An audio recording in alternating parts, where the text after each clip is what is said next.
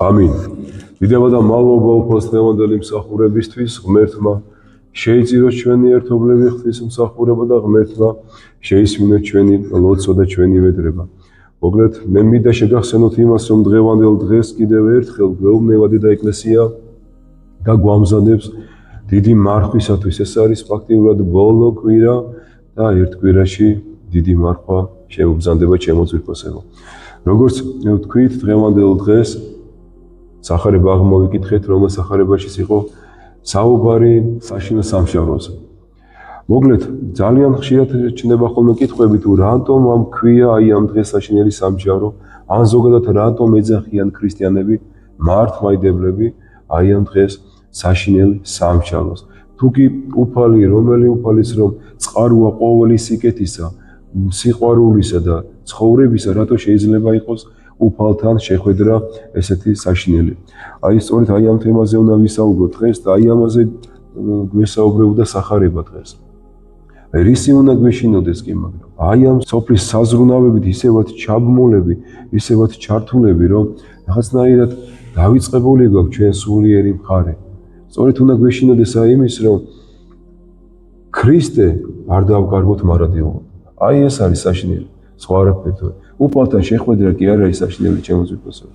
უფალთან როგორც სახარებაში აღმოვიკითხეთ, მოვა ჟამი, მოვა, როდესაც რომ აბსოლუტურად ყველა ადამიანის შეკრიბავს ერთად და გაასამართლებს, ასე ვთქვათ, განსამართლდებით და სწორედ ჩვენ ან განმართლდებით, ან გამტყუნდებით. აი ამისი უნდა გვეშინოდეს, რომ ღვთის წინაშე არ გამტყუნდეთ თორე. თავად უფალი კი არ არის საშინელი ჩემო ძვირფასებო. ან სამშაბლო კი არ არის საშინელი. არც ეს შემთხვევაში იქ ყველაფერი სამართლიანად არის. ჩვენ ხომ ვიცით, კაცო, რომ თავად უფალი არის დაუსრულებელი წყარო სიკეთისა, სიყვარულისა, სიცოცხლესა და როგორ შეიძლება აი ამ წყაროზე ჩვენ ვთქვათ, რომ საშინელი სამშაბლო აქვს მოწყობილი. არც ეს შემთხვევაში. როგორც თქვით, ერთადერთი საშინელი შეიძლება ჩვენთვის იყოს, თუკი ჩვენ ქრისტიანულად და მართლმადიდებლურად არ ცხოვრობთ. მოკლედ, როგორც გითხარით, სახარებაში მოგვითხრობს უფალი, რომ მოვა ჟამი, რომ შეკრიბავს აბსოლუტურად ყველა ადამიანს და როგორც მწყემსი, ასე განაცალკევებს ცხვრებს და თიკნებს. და დაადგინეს ცხოვანი მარჯვენით მისა და თიკანი მარცხენით.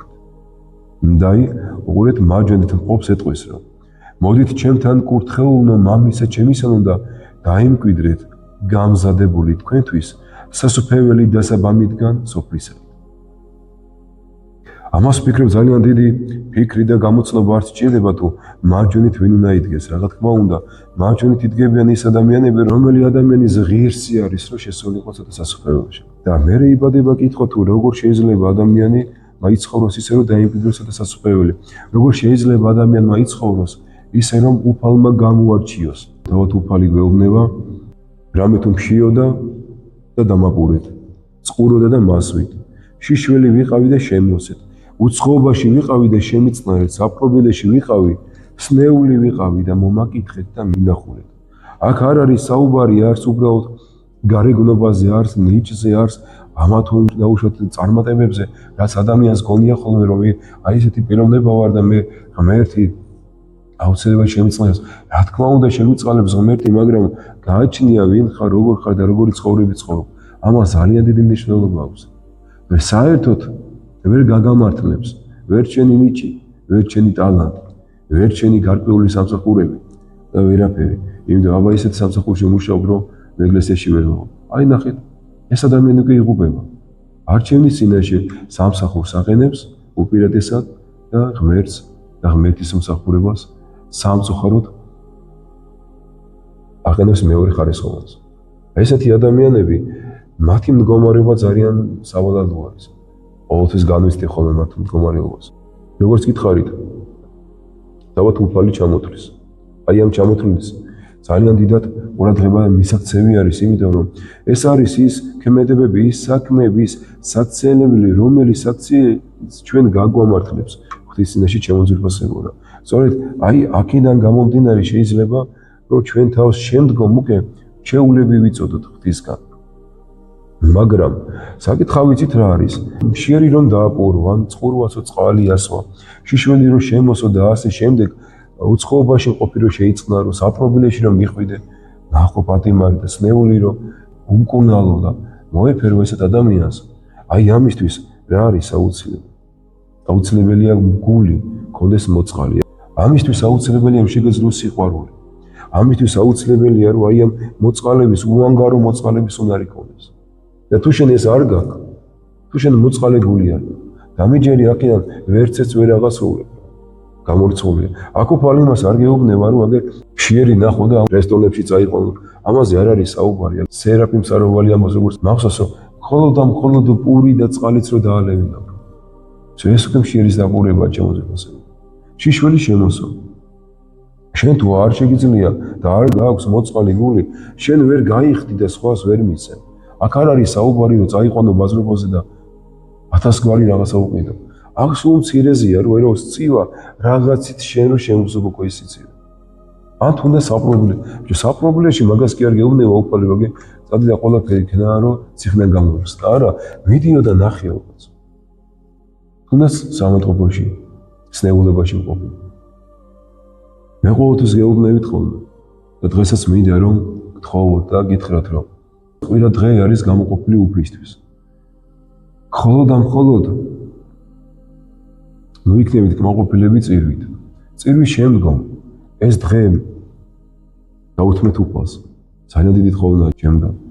აგერ შეიძლება აქ ახლო არ არის საპატიმროები, მაგრამ ვიღაცა მაინც ხო არის დაუშვათ, ვინც რომ მეზობელი, მოხუცებული ადამიანი, ან გაჭირვებული, ასნეულებაში მყოფი. სულაც მე არ ვიცი თქვენ თუ გქონდეთ ამ მსგავსი შეხება. აფა სამავთყოფოში მიდით რა და მძიმე ამოტყოფებთან შედით. რამხელა შევდას ხოვლობ.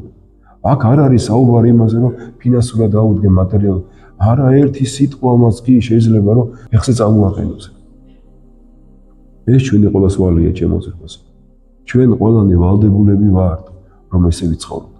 მაგრამ როგორც აგერ სახარებაში, შემდეგ გკითხავს უფალი. როგორი მაზერები და ახალსარებლები არ უნდა ვიყოთ. გკითხავს აუცილებლად უფალი. როცა მშიერი ვიყავი დამაპურე, როცა წყურვალი ვიყავი, წყალი მასვი, შიშველი შემოსე.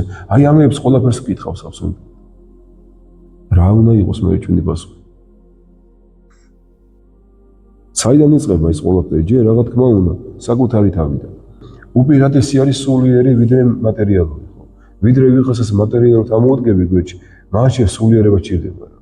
მაგრამ სულიერება რომ ისე, შენ უნდა გაგაჩნდეს ეს სულიერება. ანუ აქედან გამომდინარე საკუთარი თავით იწყებ, ჯერ შენი საკუთარი თავი უნდა დააპურო სულიერებით. უნდა გააცხეს სულიერებით, რომ შემდგომ უკვე სხვას გაუწოდო ის ლუკმა. თუნდაც სამოსელი ავიღოთ. ჩვენ თუ ქრისტეს შემოსილები არ ვართ, ჩვენ სხვას როგორ უნდა მოგადაგოთ, ქრისტე როგორ უნდა შევაყვაროთ? ვერ შეაყვარებ. არა გაქვს, შენ თვითონ არა გაქვს ის სამოსელი და სხვას რა უნდა მისცე. და ნახეთ როგორ არის, როგორ წავიკითხეთ დღეს სახარებაში, უფალი თავის თავს აიგივებს ყველა ადამიანს, რომელი ადამიანსაც უჭირს. და შემდგომ უკვე კითხავენ. კი, მაგრამ როდის გაგიკეთეთ ეს ყველაფერი? როდის აღვასრულეთ ეს საქმეები და მაცხოვარი მიუღებს? რაოდენი უყავთ ერთ სამას მციეთაგანსა, ძმათა ჩემთასა, იგი მე მიყავთ. ხვდებით, აი ეს სიტყვები აუცილებლად უნდა დავიმახსოვროთ ყველამ. ეს უნდა ვიცოდეთ, აი ეს სიტყვები უზარმაზარი და ძალიან ღრმა თითოეული სიტყვა. ცირე თაგანს რას გავუკეთეთ მე და მეხმაროთ. აქ თავისია საუბარი, თავის თავს აიგივებს. ანუ ჩვენ ეს უნდა ვიცოდეთ, თუ კი გავწევთ მოწყალებას, ნებისმიერი აქ მატერიალური იქნება თუ სულიერი იქნება თუ დახმარება იქნება თუ მონახულება იქნება. აქ აი ამ პიროვნებას კი არ ვეხმარებით. რა თქმა უნდა, მასაც ვეხმარებით, მაგრამ სულიერად აქ უნდა დავინახოთ უკვე ქრისტე შემოძვიფასებული. აი შენ უნდა იყო მზად, რომ ნებისმიერ შემთხვევაში ვიღაცა მოწყალებას რო გთხოვს, კი არა დაუწყო გამოძიება, რატო გთხოვს, რის გამო გთხოვს, მართლა უჭირს, არ უჭირს, მართლა ასეთია, მართლა ისეთი. არა, აი ამ მოწყალების მთხოვნელ ადამიანში ბიჭო დაინახე უფალი, რა ეგება სწორედ უფალია მოსული აი იმ დროს და შენი ცხოვნებისთვის იღწვის. შენ ხო არ იცი ხო? და ჩვენ ამ დროს როგორც ხდება ხოლმე საუბედუროდ, ხურდას გადავქიქავთ რა, იმიტომ რომ როგორ ეხლა როცა 5 კაბიკანი გაკოსდეს ხო არ მიცემ, მაგრამ ის უკვე უნდა იპოვო და ეს ძალიან ცუდია რა, პირიქით. ეს არის შენი ცხონებისთვის. არა დაუშვათ ვიღაცის, ის ვიღაცა არ ვერ შენ 1 ლარით ვერ გამოწყება და ვერც 5 ლარით რა და ვერც 20 თეთრით რა. ისევ შენი თავის ცხონებისთვის არია ჩემო ზრდასო. და უნდა იცოდე რომ რასაც აძლევ, შენ თვითონ იმკვიდრებ, სადაც სასופველში ადგის და როგორი გამეტილიც იქნები და როგორი მოწყალე გულის გეკნება, აი ესეთი იქნება შენთვისაც ადგილი. ეს აუცილებლად ასე იქნება. და შემდგომ, ნახეთ, მარცხნით მდგომს მიმართავს. მოდი ახლა მანამ სანამ წავიკითხო, ვაგიხსნით. ცხვარი აღნიშნავს მორჩილ ადამიანს, ხოლო თიკანი აღნიშნავს ურჩ ადამიანს. და მარცხნით მდგომთ მიმართავს უფრო. წარვედით ჩემგან, წყეულნო, ცეცხლსამას საუკუნოსა. და ისევ იგივე სიმეორებს რამე თუ შიოდა და არ მომეცი საჭმელი, წყუროდა და არ მასვე, შიშველი ვიყავი და არ შემოსი და ასე შემდეგ. იგივე სიმეორებს მა.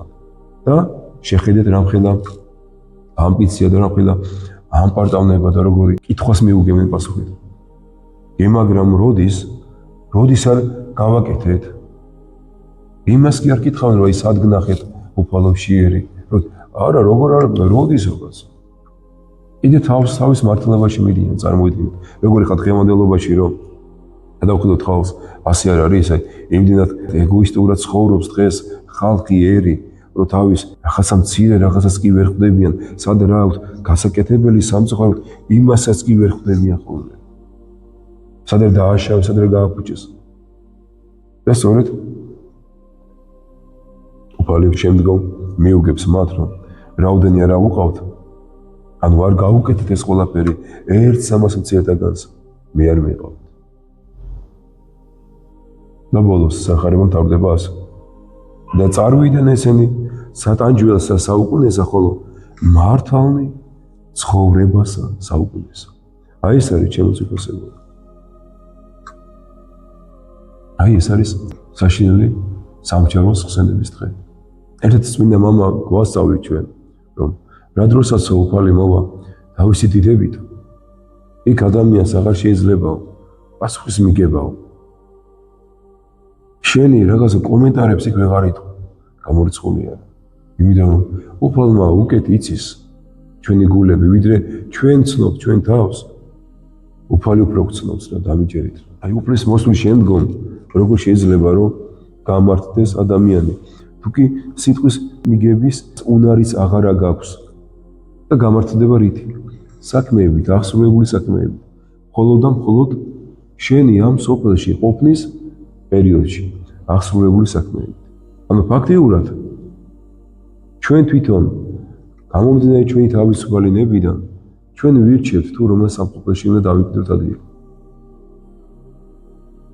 აქ უფალი კი არ ძალადობს ვისმეზე, არც ერთ შემთხვევაში. ჩვენ თვითონ აგერ მოგვეცა აქ ამ სოფელში ცხოვრების უნარი, უფლება, არა იმიტომ რომ აქ უფუნებით ვიცხოვროთ და არა იმიტომ რომ აქ დავიმკვიდროთ არადიული ადგილი, ვერ დავიმკვიდროთ გამორიცხული არა. ყველაფერი არის აქ დროებითი, ყველაფერი დროებითი აბსოლუტურად.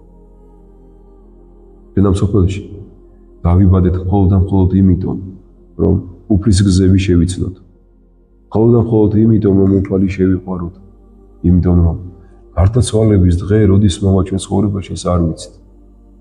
და ჩვენ უფალს უნდა შევხვდეთ მართლები ჩემო ზეპასებო. იმ კარში, რომელი კარსაც მარადიული სამყოფელი ქვია, ღირსეულად უნდა შევაბიჯოთ. ასე არის. ეს არის ადამიანის თავარი ვალდებულება აი ამ სოფელში ცხოვრებისა. და როგორც გითხარით, გამართლდება ადამიანი მხოლოდ და მხოლოდ თავისი საქმეებით, თავისი ცხოვრების წესით, როგორც უცხოვრია და რაც გაუკეთებია. აქედან გამომდინარე, ვისაც არ აქვს ეს თვისებები, კეთილი საქმეები, ვისაც არ აქვს მოწყალე გული, როგორც წეგან ჩვენ ვისაუბრეთ, მისთვის ძალიან რთული იქნება. ძალიან რთული იქნება სადასასოფლოში ყოფნა. ეგრე გუშინაც თქვით ჩვენ, წარმოიდგინეთ, ადამიანი რომ ადამიანსაც ესაუბრები, 2 წუთი რო ესაუბრები და რო იღლება ფაზე საუბრით, აუ, კაი რა, მოიცადე რა დროს ეკლესია და ახლა მოგინდა შენ და 2 წუთიც რო არ სიამოვნებს ღმერთზე საუბარი და გადაგება, როგორ შეიძლება ესეთი ადამიანი მარადიულად ღვთის გვერდით და ღვთის მსახურებაში და ღვთის დიდებაში იყოს. ძალიან გაუჭირდებათ ჩემო ძვირფასებო ესეთ ადამიანებს და ჩვენც ვიცოდეთ აუცილებლად. საკუთარ თავშინო ჩავიხედოთ და დავინახავთ ჩვენს მდგომარეობას. როგორც გითხარი თავისუფალი ნება გვაქვს მოცემული და როგორც წარმართავთ ჩვენ თავისუფალ ნებას. მხოლოდ და მხოლოდ ამოგდებული არის ჩვენზე და არა სხვაზე. მერტვა გაგაძლიეროთ, გაგახაროთ, გაგამლაოთ, მოგბადლოთ კეთილგონიერება და სწორი ხედვა, როგორც ამოცხოვრებისა, ასევე სარწმუნოებისა. და ვილოცოთ გაგაძლიეროთ ღმერთო. როგორც გითხარით, მხოლოდ და მხოლოდ ჩვენს გონებაში უნდა იყოს ის, რომ როგორღაც ქრისტე შევიმოს, ქრისტე შემოსილებინოთ. სიტყვების სახარებიდან გაიხსენეთ ხოლმე როგორ წერია, ისე უნდა ბრწყინავდე შენი ნათელი, წინაშე კაცთა, რომ შენს დამნას უნდა მოუნდეს ღვთის დიდება. განა შენი დიდება არა, შენ არაფრის შუაში არ ხარ. უფლის დიდება, ქრისტეს დიდება უნდა მოუნდეს, ისეთი ქრისტიანი უნდა იყოს. და თუ ასეთები ვიქნებით, დამიჯერეთ. როდესაც მოვა უფალი თავისი დიდებით, სიხარულით შევხვდებით და სიხარულით ჩაგვიგრავს გულში. მერთვა დაგლოცოთ, გაგახაროთ და გადავიდეთ.